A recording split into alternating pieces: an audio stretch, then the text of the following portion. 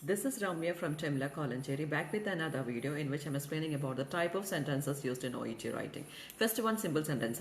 If you don't want to share any complicated ideas, you can use simple sentence. Example, Mr. John states aspirin 300 mg daily. രണ്ടാമത്തേത് passive sentence, which is really very important in Oet writing. കാരണം OET-ലേക്ക് വന്നു കഴിയുമ്പോൾ കൊടുത്ത ട്രീറ്റ്മെന്റിനാണ് കൂടുതൽ importance rather than who does it എന്നുള്ളത്.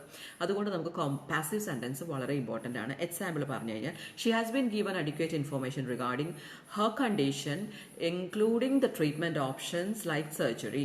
മൂന്നാമത്തേത് compound sentence ആണ്. Compound sentence എന്ന് പറഞ്ഞാൽ സിമിലർ ആയിട്ടുള്ള രണ്ട് ഇൻഫർമേഷൻസിനെ നമ്മൾ ടുഗെദർ ആയിട്ട് എഴുതുന്നത് with a conjunction and or but so പോലെയുള്ളത്. എക്സാമ്പിൾ പറഞ്ഞു കഴിഞ്ഞാൽ she has moderately well controlled epilepsy and her last fit was 2 years ago. നാലാമത്തേത് കോംപ്ലക്സ് സെന്റൻസ് ആണ്. ഡിഫിക്കൽട്ട് ആണെന്ന് തോന്നും, പക്ഷേ it's not that difficult, it's really very easy. Connectives ഒക്കെ വെച്ചിട്ടാണ് നമ്മൾ സാധാരണ എഴുതാറ്.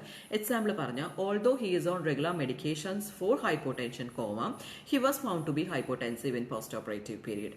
ലാസ്റ്റ് വൺ എന്ന് പറയുന്നത് കണ്ടീഷണൽ സെന്റൻസസ് ആണ്. കണ്ടീഷണൽ സെന്റൻസ് എന്ന് വെച്ചാൽ എന്താണ്? ഒരു കണ്ടീഷനെ വെച്ചുകൊണ്ട് നമ്മൾ പറയുന്ന സെന്റൻസ് അല്ലേ കണ്ടീഷണൽ സെന്റൻസ് എന്ന് പറയുന്നത്. ഒരു കണ്ടീഷൻ വെച്ചിട്ടായിരിക്കും പറയുന്നത്. എക്സാമ്പിൾ പറഞ്ഞു കഴിഞ്ഞാൽ സ്ഥിരം യൂസ് ചെയ്യുന്ന ഒരു സെന്റൻസ് ആണ്. If you requires more information please feel free to contact me. ഇത് നമ്മൾ എന്നും എഴുതുന്ന സെന്റൻസ് ആണല്ലേ. That is known as the conditional sentence. I hope it's clear. Thank U.